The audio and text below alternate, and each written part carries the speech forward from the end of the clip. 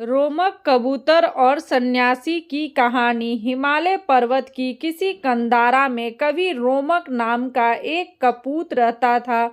शीलवान, गुणवान और अतिमान वह सैकड़ों कपूतों का राजा भी था। उस पहाड़ के निकट ही एक सन्यासी की कुटिया थी।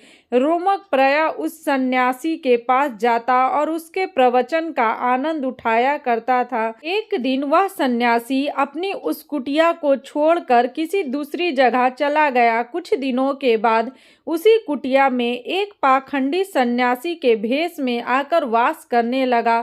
वह आदमी अक्सर ही पास की बस्ती में जाता, लोगों को ठगता और उनके यहाँ अच्छे अच्छे भोजन कर सुविधापूर्वक जीवन बिताता। एक बार जब किसी धनिक गृहस्थ के घर में मांस आदि का भक्षण कर रहा था तो उसे कबूतर का मसालेदार मांस बहुत भाया।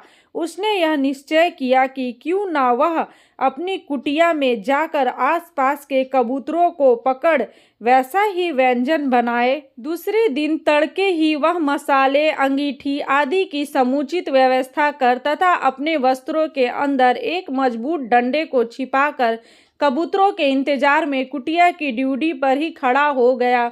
कुछ ही देर में उसने रोमक के नेतृत्व में कई कबूतरों को कुटिया के ऊपर उड़ते देखा। पुचकारते हुए वह उसे नीचे बुलाने का प्रलोभन देने लगा, मगर चतुर रोमक ने तभी सभी कुटिया से आती हुई मसालों की खुशबू से सावधान हो अपने मित्रों को तत्काल वहां से उड़ जाने की आज्ञा दी।